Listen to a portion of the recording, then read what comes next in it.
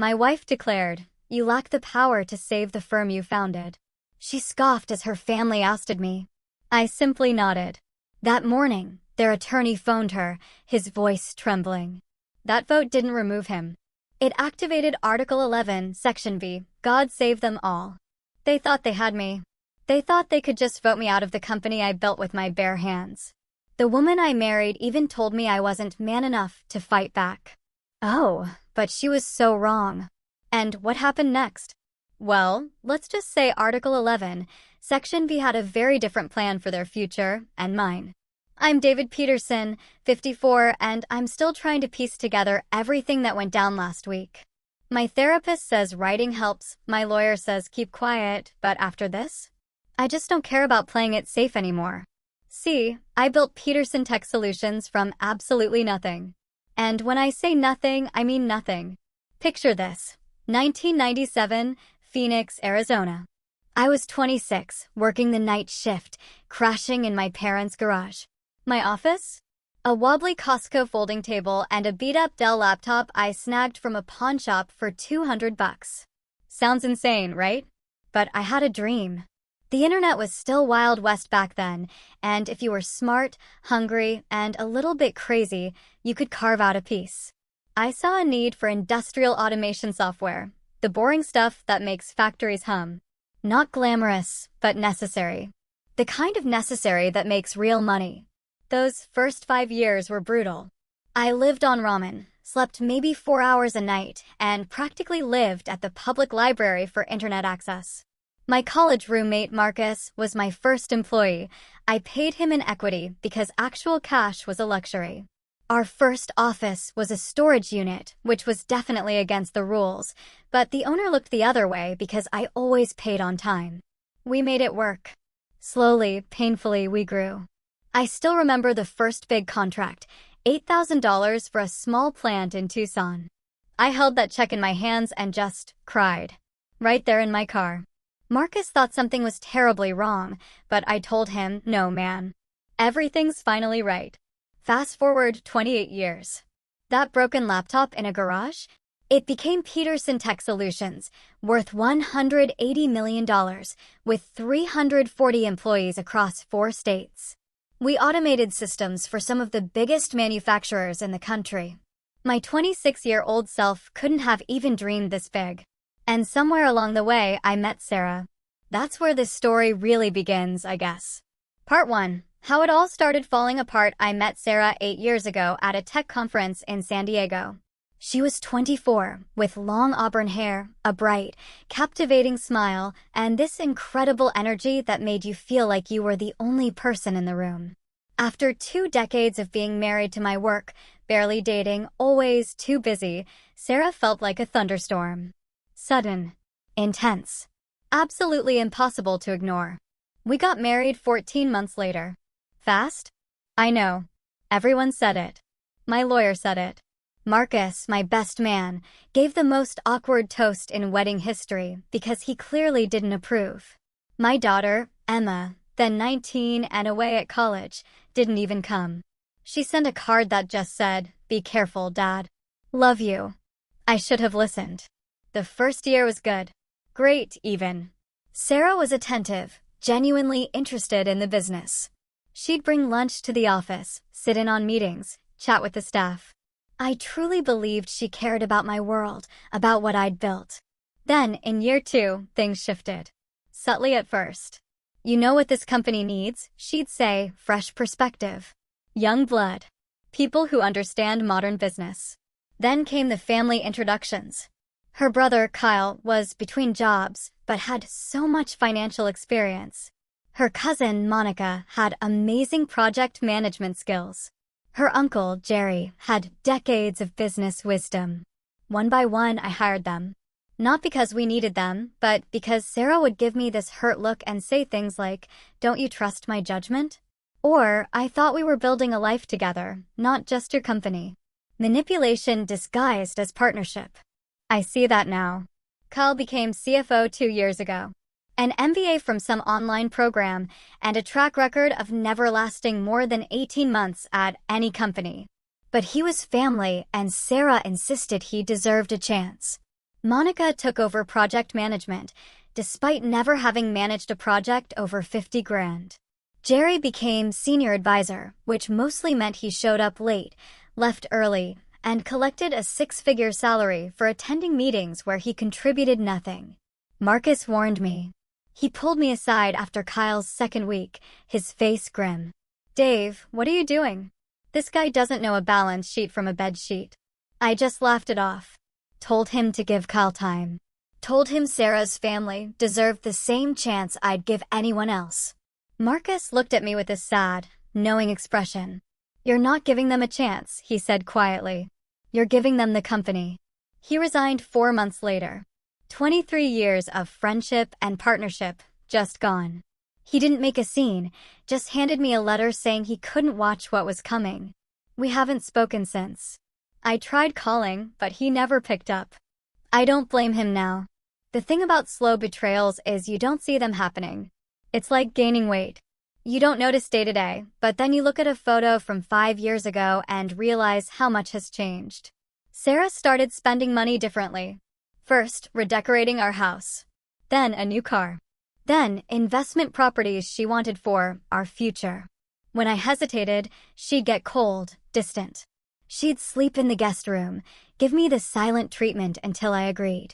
She also started spending more time at the office, but differently. Not sitting with me anymore. Instead, closed-door meetings with Kyle, Monica, Jerry. Strategy sessions I wasn't invited to. When I asked, she'd purr, "I'm just trying to help streamline things, babe. You've been doing this alone for so long. Let us help." Red flags everywhere. I just chose to ignore them because acknowledging them meant acknowledging my marriage was a lie. 6 months ago, Sarah started acting different at home too. Distant. Constantly on her phone, texting people she wouldn't name. I'd come home, and she'd quickly close her laptop. She stopped asking about my day. Stopped pretending to care about the business updates I'd share over dinner. And the comments, little cutting remarks that felt like paper cuts. Small, but they accumulated.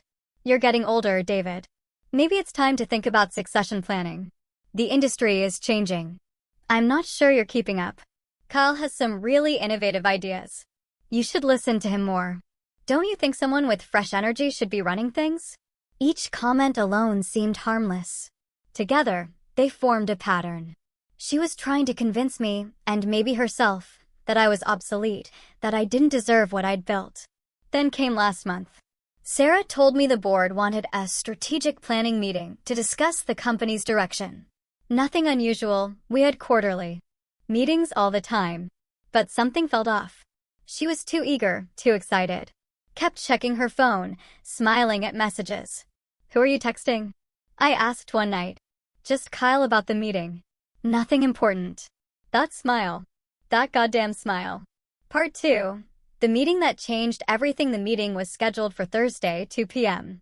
I remember because I had a call with our biggest client that morning and everything went great. We just signed a 3-year contract extension worth $12 million. I was in a good mood, thinking about how to celebrate with the team. I walked into the conference room at 1:55 p.m. Sarah was already there, sitting at the opposite end of the table. Not in her usual seat next to me, but at the far end, like she was claiming territory. Kyle sat to her right, in a suit that was way too expensive for his salary. Monica was typing on her laptop, but watching me like a hawk. Jerry was sipping coffee, avoiding eye contact. 3 other executives filled out the table, all people Sarah had pushed me to hire. All family connections or friends of family. The only non-family member was Catherine, our head of operations, who'd been with the company for 12 years. She looked deeply uncomfortable, like she knew something I didn't.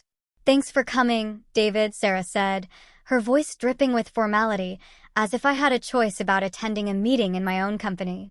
"What's this about?" I asked, sitting down. Or trying to. Kyle was in what used to be my spot at the head of the table. He didn't move. "We need to discuss the future of Peterson Tech," Sarah continued, her voice suddenly cold. "The board has some concerns about current leadership and the direction of the company." My stomach dropped. "The board, Sarah," I said, my voice barely controlled. "I founded this company. I am the company." Kyle cleared his throat, a self-satisfied smirk playing on his lips. With all due respect, David, companies evolve. Founders don't always evolve with them. Monica nodded like a bobblehead. We've been reviewing the numbers. And while revenue is stable, we're not growing at the rate we should be. We just signed a $12 million contract this morning. I shot back, my voice rising. What are you talking about? One contract doesn't make a strategy, Jerry chimed in, finally looking at me. We need aggressive expansion, new markets. You're playing it too safe. This was coordinated. Rehearsed. They'd planned this. Sarah, I said, looking at my wife. What is this really about? She met my eyes with no emotion, like I was a stranger. The board is calling a vote on your position as CEO. We believe it's time for new leadership. The room spun for a second. You're voting me out of the company I built. It's not personal, David, Kyle said, his smirk now fully visible. It's business. This is insane. You can't just— Actually, we can, Sarah interrupted, her voice firm. According to the current bylaws, a majority board vote can remove any executive, including the CEO. We have the votes. I looked around the table. Monica wouldn't meet my eyes. Jerry was studying his coffee cup like it held the secrets of the universe. The other three executives, all Sarah's people, sat there like statues. Only Catherine looked distressed. She opened her mouth like she wanted to say something, then closed it. She was outnumbered, and she knew it. So that's it? I said, my voice barely above a whisper. 28 years, everything I built, my life's work, and you're just going to take it? Sarah leaned forward. And this is the moment that's burned into my brain forever. Her eyes were cold, almost gleeful. She'd been waiting to say this. You're not man enough to fight for the company you built. The words hit like a physical blow.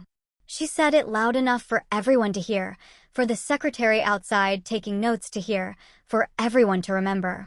Kyle tried to hide his smile. Monica actually looked shocked by how cruel it was. Jerry shifted uncomfortably, but Sarah just stared at me, waiting for my reaction. She wanted me to explode, to yell, to beg, to give her the satisfaction of watching me break down. The room was completely silent. I could hear the air conditioning humming. Someone's phone buzzed. Catherine's pen stopped moving on her notepad. I felt everything in that moment. Rage, betrayal, humiliation. But underneath it all was something else. Something colder. Clarity. Because in that moment, I remembered something. Something I'd buried so deep that even I'd almost forgotten about it. You know what I did? I nodded just once. A single, sharp nod, like I was confirming something to myself. Then I stood up, buttoned my jacket, and walked toward the door. David? Sarah's voice cracked slightly. She'd expected a fight. That's it? You're not going to say anything. I paused at the door, hand on the handle. I didn't turn around. I heard what I needed to hear, I said quietly. Then I walked out. Part 3. The long walk from the conference room to my office felt like miles, even though it was maybe 50 feet. Every step echoed in the hallway. I could feel Sarah's confusion radiating through the walls behind me. This wasn't how it was supposed to go. She'd scripted my humiliation, and I'd refused to play my part.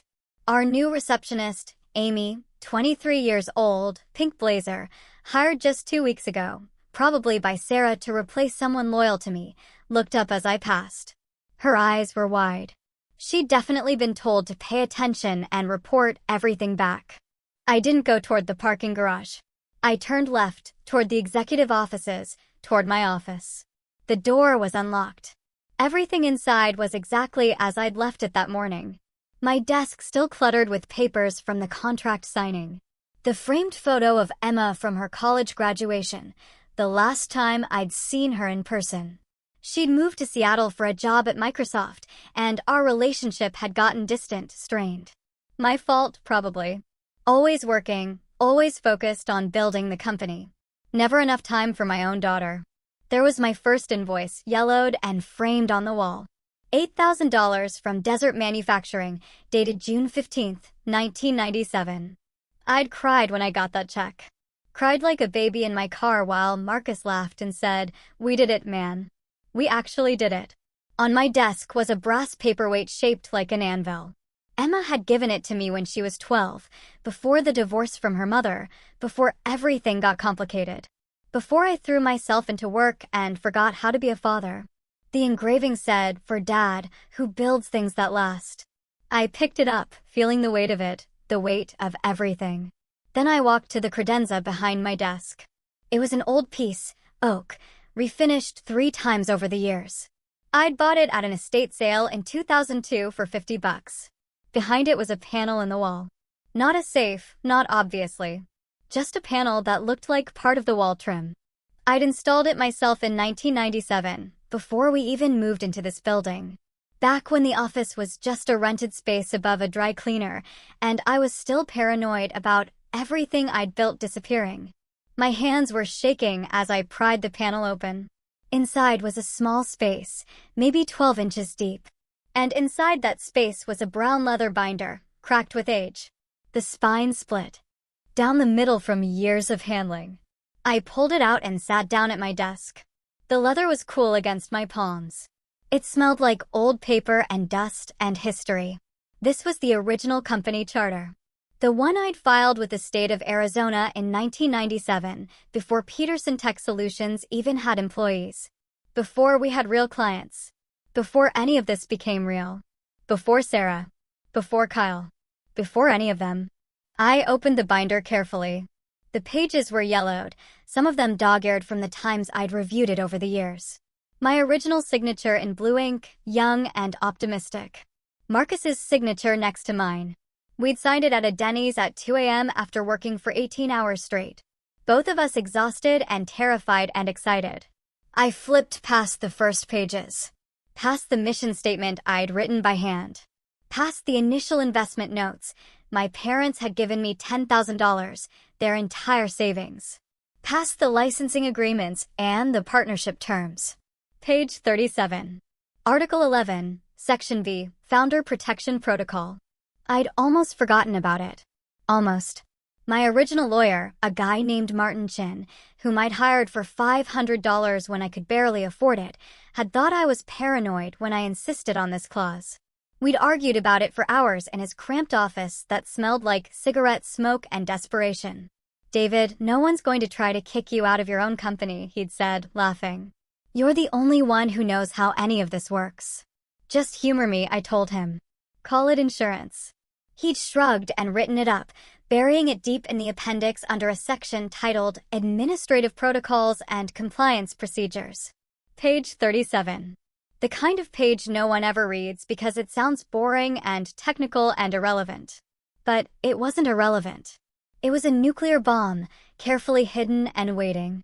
I read the clause again, even though I had it memorized, asterisk in the event of a hostile board vote to remove the original founding member from executive authority without just cause. Defined strictly as felony conviction or certified mental incapacitation verified by 2 independent physicians, all executive and shareholder powers shall immediately revert to a state of legal suspension pending external compliance review.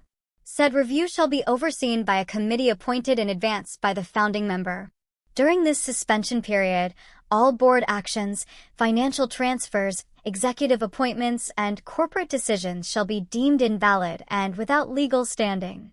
Reinstatement of corporate authority shall be determined solely by the appointed review committee after full audit of all actions taken preceding the triggering vote. Asterisk in plain English?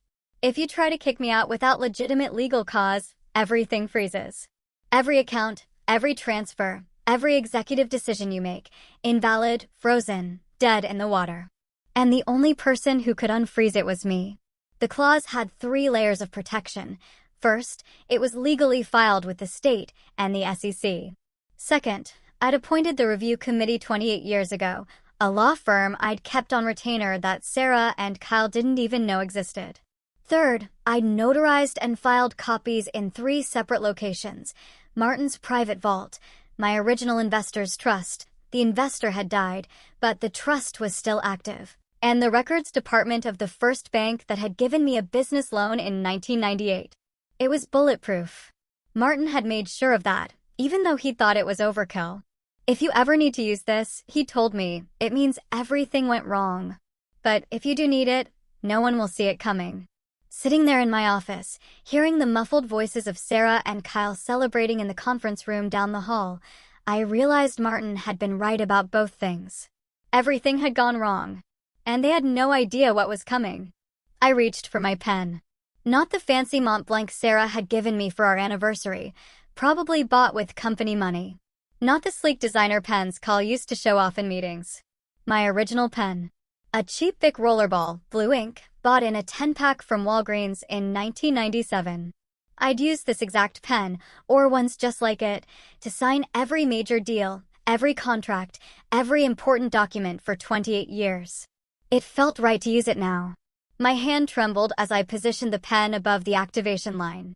Not from fear. From restraint. From 28 years of patience and work and sacrifice about to be distilled into one signature. This wasn't rage anymore. Rage is hot. This was something colder. The kind of cold you feel when you realize someone you loved, someone you trusted with everything, has been systematically destroying you. The kind of cold that smells like rain on concrete and tastes like metal. I signed my full legal name, David Robert Peterson. Dated it October 24th, 2025. Initialed the bottom right corner. That was it. 28 years of building, of trust, of second chances, of believing the best in people. All of it came down to one line of defense. But what a line. I took out my phone and photographed the signed page. Then I sent it to 3 email addresses: the law firm, the trust administrator, and the bank's records department. All 3 had standing instructions from 1997 about what to do if they ever received this photograph. Within minutes, all 3 confirmed receipt with automated replies I'd set up decades ago. The wheels were in motion. The protocol was active. I stood up, carefully placed the binder back in its hiding spot, and closed the panel. Then I walked to the window. Down below, I could see the parking lot. Sarah's white Mercedes was parked in the spot marked CEO, a spot she'd had repainted last month without asking me. Kyle's Tesla was next to it. Monica's Lexus, Jerry's Cadillac, all of them paid for with money from a company they just voted to steal from me. But that wasn't accurate, was it? They hadn't stolen anything. They just activated the trap. I allowed myself one small smile. Then I grabbed my coat, turned off the lights, and walked out of the building. As I passed the conference room, I could hear champagne glasses clinking. Someone was laughing, probably Kyle. Sarah was saying something about new directions and modern leadership. Amy, the receptionist, watched me leave with wide eyes. She'd probably been told to make sure I didn't take anything, didn't delete anything, didn't cause a scene. I did none of those things. I just nodded at her politely and walked out the front door. The Arizona sun was brutal. Even in October. My car was parked in the far lot. I'd given up the close spots to executives years ago. Seemed like good leadership at the time. Seemed stupid now. I sat in my car for a long time, hands on the steering wheel, not going anywhere. My phone was already buzzing. 3 texts from Sarah. We need to discuss transition logistics. Kyle will need access to your accounts by Monday. Please don't make this difficult. I didn't respond. I just drove home. Part 4. The longest night. Our house, a 4-bedroom in Scottsdale that Sarah had insisted on buying 3 years ago, felt empty when I got home. She was still at the office, probably celebrating, probably planning how to spend money that wouldn't be hers much longer. I poured myself a scotch. Expensive stuff, 18-year-old Macallan that Sarah had bought for entertaining clients. I'd never been much of a drinker, but tonight felt appropriate. I sat on the back patio and watched the sunset over the desert. The sky turned orange, then pink, then purple. Beautiful and indifferent to human drama. My phone kept buzzing. Kyle called twice. I didn't answer. Monica sent an email about transition planning. Jerry texted asking if I was okay. The audacity. Around 9 p.m., Sarah came home. I heard her car pull into the garage. Heard her heels clicking on the tile floor. She found me on the patio. We need to talk, she said. I took a sip of scotch. Do we? She sat down across from me, but not close. Keeping distance. David, I know you're upset, but this is better for everyone. You've been running yourself into the ground. The company needs fresh energy. Fresh energy, I repeated, a bitter taste in my mouth. Is that what you call it? You're taking this personally. She sighed, like I was being difficult. It's just business. Just business. I said, our marriage is just business? She didn't answer that. Instead, Kyle is going to need your passwords, your account access, your files. We can do this the easy way or what? I looked at her directly. Or the hard way. Are you threatening me, Sarah? I'm being practical. Fighting this will only make things worse for you. I laughed. Actually laughed. She looked offended. What's funny? Nothing, I said. Everything. I'm just thinking about something my old lawyer told me a long time ago. What's that? He said, David, if you ever have to use that clause, it means everything went wrong. But if you do, no one will see it coming. Sarah frowned. What clause? What are you talking about? Nothing important. I finished my scotch. You'll find out soon enough. David, you're not making sense. Did you drink too much? Not nearly enough. I stood up. I'm going to bed. You can take the guest room. I assume you'll want to keep distance from the man you just betrayed. Her face flushed with anger. I didn't betray you. I saved the company from your outdated management style. In 5 years, you'll thank me. In 5 years, I said quietly, you won't even remember what the inside of that office looks like. I left her on the patio, confused and angry. I didn't care anymore. That night, I barely slept. I kept thinking about all the signs I'd missed. All the moments I'd chosen to ignore because acknowledging them would mean my marriage was fake. My trust was misplaced. My judgment was flawed. Sarah had never loved me. She loved what I could give her: status, money, power, access to something she could take. Kyle had never respected me. He tolerated me while positioning himself to replace me. All of them. Every single one of Sarah's family I'd hired. They'd been waiting for this, planning it, maybe for years, and I'd let them in. Opened every door. Given them every advantage. Marcus had tried to warn me. Emma had tried to warn me. Even Martin, 28 years ago, had tried to warn me in his own way by making absolutely sure that Claus was ironclad. But I hadn't listened. I'd been too proud, too confident, too naive. Now, lying in bed at 3 a.m., I wasn't naive anymore. Around 4 a.m., I heard Sarah's phone ring. She was in the guest room, but I could hear her answer. What? What do you mean frozen? Her voice rose. She was pacing. That's impossible. We just finalized everything today. How can the accounts be frozen? A pause.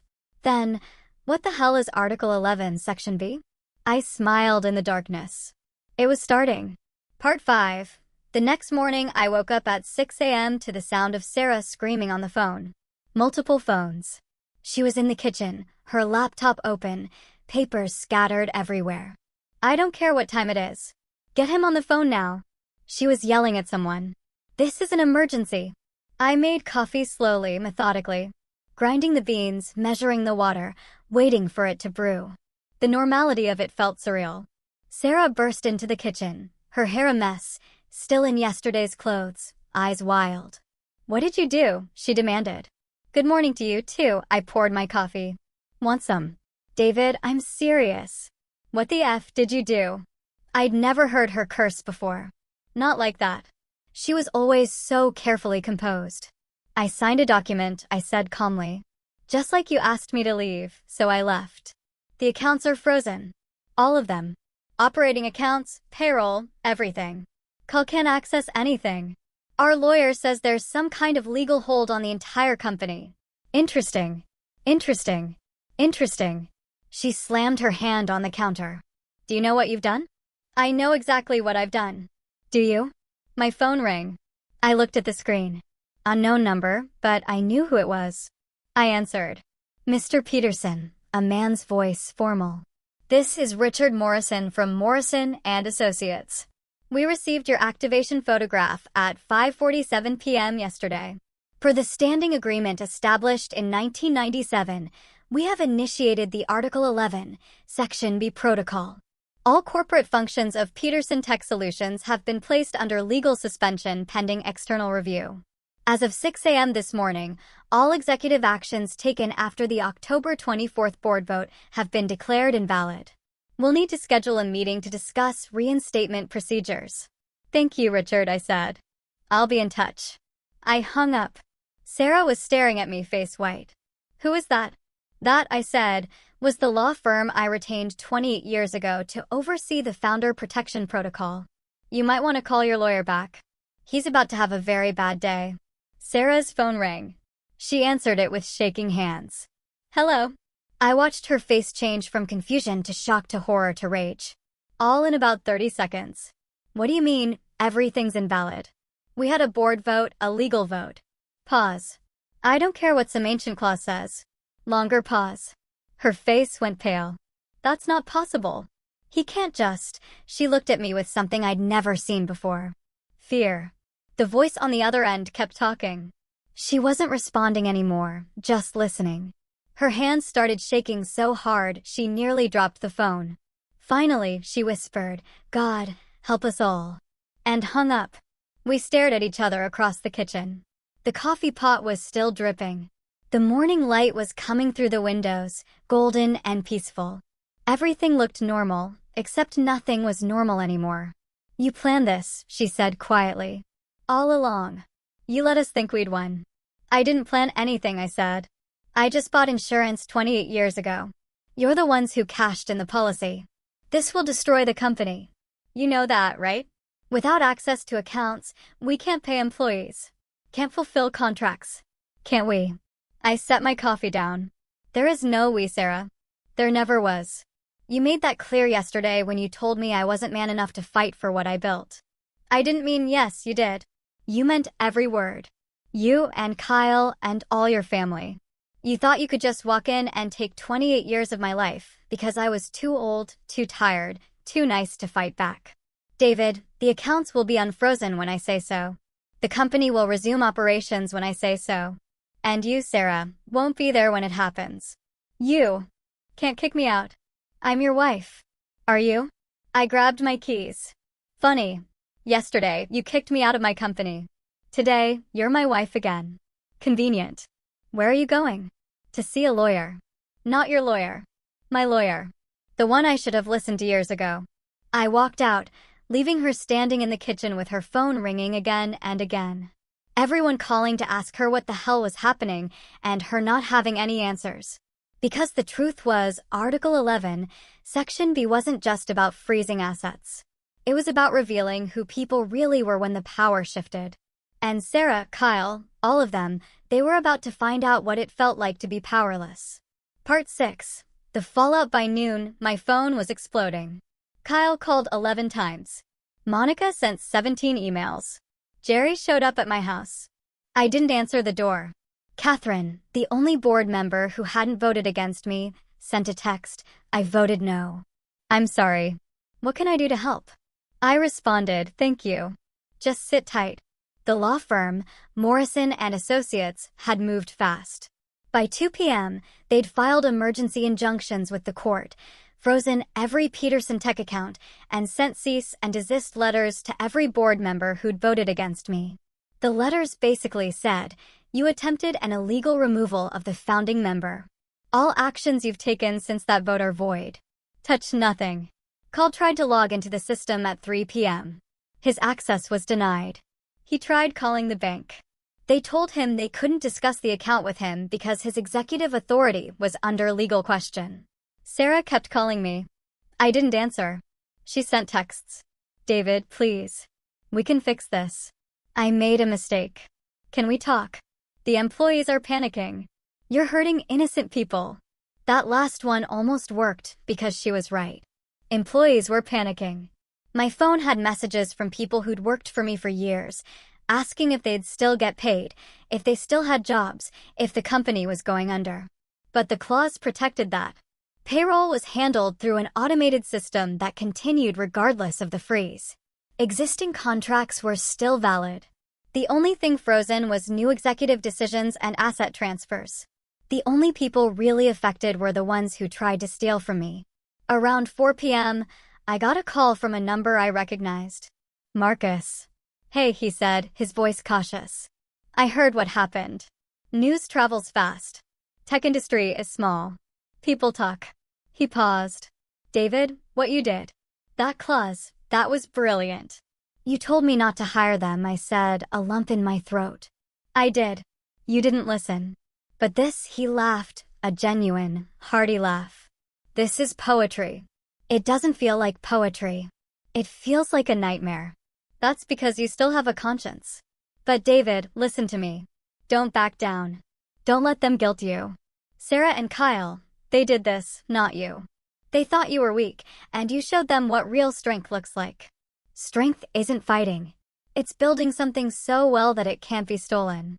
I felt my throat tighten. I missed you, man. I missed you too. When this is over, let's grab a beer. Talk about the old days. I'd like that. After we hung up, I sat in my car for a long time. I'd driven to a park nowhere special, just somewhere away from everything. Kids were playing on swings. Parents were pushing strollers. Normal life continuing while mine imploded. My phone rang again. Unknown number. I answered. Mr. Peterson, this is Jennifer Hayes from the SEC. We've been reviewing the filing your attorney submitted regarding Peterson Tech Solutions. We need to schedule a meeting to discuss the circumstances surrounding the October 24th board vote. The SEC. This was getting serious. Of course, I said. When? Monday morning, 9 a.m. Our Phoenix office. And Mr. Peterson, bring documentation of everything. Every email, every meeting note, every financial record from the past 3 years. We're going to need it. Everything. Part 7. The investigation that weekend was the longest of my life. Sarah moved out on Saturday, showing up with Kyle and Jerry to get her things while I was out. I came home to find half the house empty, her closets cleaned out, the expensive art she'd insisted on buying gone. She left a note on the kitchen counter. You've destroyed everything. I hope you're happy. I threw it away. Sunday, I spent preparing for the SEC meeting. I had years of records. Emails where Sarah pushed me to hire her family. Financial reports showing how much money they'd collectively siphoned through inflated salaries. Meeting notes where Kyle had suggested restructuring that would have benefited him personally. I also found emails I thought I deleted, but my IT guy had backed up. Messages between Sarah and Kyle planning the takeover. They went back 18 months. One from Sarah to Kyle. He's getting suspicious about the spending. We need to move faster. Kyle's response, don't worry. Once we have the votes, he's out. The company becomes ours. Another from Kyle to Monica. Make sure Jerry understands the plan. When the vote happens, everyone needs to be on board. No wavering. We remove David. Install me as CEO and redirect the company's focus to where the real money is. Where the real money is meant selling off divisions and liquidating assets for short-term gain. They weren't trying to save the company. They were trying to strip it for parts. I printed everything. Monday morning, I walked into the SEC office with 4 banker boxes full of documentation. Jennifer Hayes was younger than I expected, maybe 40, with sharp eyes and a no-nonsense demeanor. Mr. Peterson, thank you for coming. Before we begin, I want to clarify the purpose of this meeting. We're investigating whether the October 24th board vote violated securities law, fiduciary duty, or constituted fraud. Your cooperation is appreciated. For 3 hours, I walked them through everything. The hiring of Sarah's family, the financial irregularities, the emails, the plan to liquidate assets, the hostile vote disguised as strategic planning. Jennifer took notes. Her assistant took notes. Another investigator joined halfway through and took more notes. Finally, Jennifer sat back. Mr. Peterson, I'll be direct. Based on what you've shown us, this appears to be a coordinated effort to illegally seize control of your company for personal enrichment. That's serious. We'll be expanding our investigation to include all board members who participated in the vote, as well as conducting a full financial audit of Peterson Tech Solutions going back 3 years. What does that mean? It means Kyle Roy, Sarah Peterson, Monica Hayes, Jerry Thompson, and 3 others are now under federal investigation. It means if we find evidence of fraud, they could face criminal charges. And it means your Article 11, Section B clause likely saved your company from being dismantled. I should have felt vindicated. Instead, I just felt tired. What happens now? We continue investigating. You work with your attorneys to determine reinstatement procedures. And Mr. Peterson, she looked at me seriously. Don't communicate with any of the individuals under investigation. No calls, no texts, no emails. Anything you say could complicate the investigation. Understood. Part 8. The reckoning. The next 2 weeks were chaos. The SEC investigation became public. Local news picked it up. Tech CEO fights back against hostile takeover. Then national news. My phone rang constantly with reporters wanting interviews. I declined all of them. Sarah hired a lawyer. Kyle hired a lawyer. They all hired lawyers. Morrison and Associates scheduled a formal reinstatement hearing for November 8th. All board members were required to attend. The hearing would determine whether I'd be reinstated as CEO and what would happen to everyone who'd voted against me. Catherine called me the night before. David, I just want you to know I never wanted any of this. When Sarah started talking about the vote, I told her it was wrong. She said I'd be fired if I didn't go along. You voted against me, Catherine. I know. I was scared. I have 3 kids, a mortgage. I couldn't afford to lose my job, but I documented everything. Every meeting, every conversation. If you want my testimony, you have it. Thank you, I said. That means more than you know. November 8th arrived. The hearing was held in a conference room at Morrison and Associates' office. It was enormous. Mahogany table, leather chairs, floor-to-ceiling windows overlooking downtown Phoenix. I arrived early with my lawyers. Sarah showed up with Kyle, both looking exhausted and furious. Monica came alone, crying. Jerry looked like he'd aged 10 years. Richard Morrison stood at the head of the table.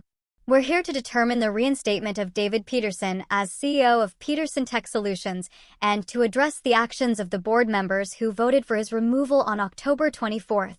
Mr. Peterson, please present your case. I didn't need to say much.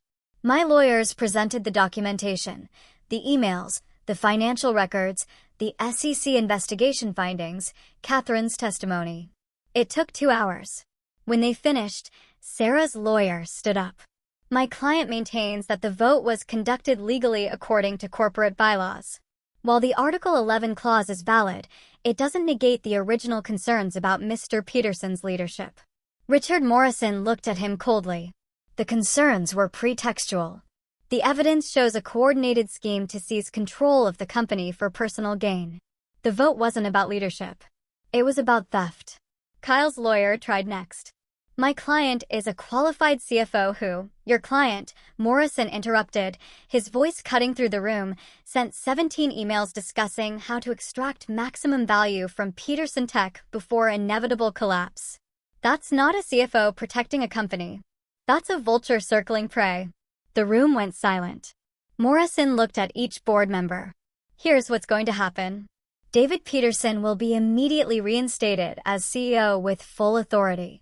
All actions taken between October 24th and today are hereby declared void. Kyle Roy, Sarah Peterson, Monica Hayes, and Jerry Thompson are terminated effective immediately. Your severance packages are voided due to cause. You have 1 hour to collect personal items from the office, and you are permanently banned from company property. Sarah shot to her feet. You can't do this. I'm his wife. I have rights. You have the right to hire a divorce attorney, Morrison said, his voice level. Because based on the evidence presented, you married Mr. Peterson under false pretenses as part of a long-term scheme to gain access to his company. That's fraud. And if the SEC investigation determines criminal intent, you'll have much bigger problems than losing your job. She looked at me, desperate. David, please. Tell them this is a misunderstanding. I met her eyes. You told me I wasn't man enough to fight for the company I built. You were wrong. Part 9. Walking back in Monday morning, November 11th. I woke up at 6 a.m., put on the same suit I'd worn to our 25th anniversary gala, and drove to the office. The parking lot was full. Word had spread that I was coming back. Employees wanted to see it happen. I walked through the front door at 9 a.m. sharp. Amy, the receptionist, looked up, eyes wide. Mr. Peterson, welcome back. Thank you, Amy. The walk to the executive floor felt different this time. People stopped at their desks, watching. A few started clapping, then more. By the time I reached the elevator, the entire floor was applauding. I felt my throat tighten. These were people I'd hired, trained, promoted. People who'd stayed loyal even when things got crazy. They deserved better than what Sarah and Kyle had planned. The executive floor was eerily quiet. Most of the offices were empty. Sarah's office, she'd moved into the CEO suite after the vote, was being cleaned out. Her things in boxes, her nameplate already removed. Catherine was waiting outside my office. Everything's ready. Your access is restored. The legal department prepared these. She handed me a folder. Reinstatement paperwork. Just sign and you're officially back. I signed. Same cheap pen. My hand didn't shake this time. Catherine, I said, you voted against me. I know. I'm so sorry, but you documented everything. You tried to warn me in your own way. You're keeping your job. In fact, I'm promoting you. COO position. I need people I can trust. She looked stunned. David, I don't deserve. Yes, you do. You made a mistake under pressure, but you did the right thing in the end. That matters. She nodded, tears in her eyes. Thank you. I won't let you down. I walked into my office. Everything was exactly as I'd left it. The framed invoice, the brass anvil, the credenza, the hidden panel. I sat down at my desk and took a deep breath. My phone buzzed. Text from Emma. Dad, I saw the news. Are you okay? I stared at the message. We hadn't really talked in 2 years. I'd been so focused on the company, on Sarah, on everything else. I'd let my relationship with my daughter disintegrate. I called her. Emma? Dad. Hi. I wanted to make sure you're okay. I'm okay. I'm sorry for everything. For not being there, for choosing work over you. For, Dad, stop. Her voice was soft. I know. And I'm sorry too. For being distant. For not trying harder. A pause. Can we start over? I'd like that. We talked for an hour. Really talked, for the first time in years. She told me about her life in Seattle, her job at Microsoft, her boyfriend. I told her about everything that had happened, everything I'd learned. Sarah was never right for you, Emma said. I tried to tell you. I know. I should have listened. You're not the first guy to fall for someone who didn't deserve you. You're just the first one to have a secret clause that let you destroy them legally. I laughed. Actually laughed. Martin would have loved hearing that. Martin was smart. You were smart for listening to him 28 years ago. Dad? Yeah, I'm proud of you. Those 4 words. I hadn't heard them in so long. Thank you, sweetheart. After we hung up, I sat at my desk and looked out the window. The city stretched out below. 28 years of work, of building, of mistakes and successes, and everything in between. Sarah was gone. Kyle was gone. All of them gone. But the company was still here, stronger. Actually, the employees who mattered had stayed. The clients were loyal. The work continued. I opened the hidden panel one more time, took out the brown leather binder, and flipped to page 37, Article 11, Section B. The clause that had saved everything. I took out my phone and sent a text to Martin Chin. I'd found his number in my old contacts. Martin, it's David Peterson. Remember that paranoid clause you thought was overkill? I used it. Thank you for being smarter than I was. 3 minutes later, he responded, Holy SH ***. You're welcome. Bear on me next time you're in Maine. I smiled and carefully placed the binder back in its spot. Then I added one more thing, a handwritten note, * for whoever finds this. No clause ever gets buried. The words you write today might save you tomorrow. Build carefully. Trust cautiously. Protect what matters. **. I closed the panel, turned to my computer, and started working. There was a company to rebuild, and this time, I wasn't letting anyone take it from me again. Epilogue 3 months later, Peterson Tech Solutions was thriving. Without the dead weight of Sarah's family, we'd cut costs by 30%, improved efficiency, and landed 2 major new contracts. The SEC investigation concluded. Kyle, Sarah, Monica, and Jerry were all charged with securities fraud and conspiracy. Sarah's lawyer worked out a plea deal. Kyle went to trial. I didn't follow it closely. I'd moved on. Emma visited for Thanksgiving. We spent a week together just talking, reconnecting. She met Catherine, met the team, saw the company. Dad, this place. You built something amazing. We built something amazing, I corrected. It's not just me anymore. Marcus came back as Chief Technology Officer. His first day back, we stood in the parking lot where my old office used to be, torn down and rebuilt years ago, and just laughed. 28 years, he said. We made it. We did. Sarah filed for divorce. I didn't contest it. Gave her a fair settlement. Not what she wanted, but fair. She moved to California. I heard she was working as a consultant, telling people she used to run a major tech company. Let her have the lie.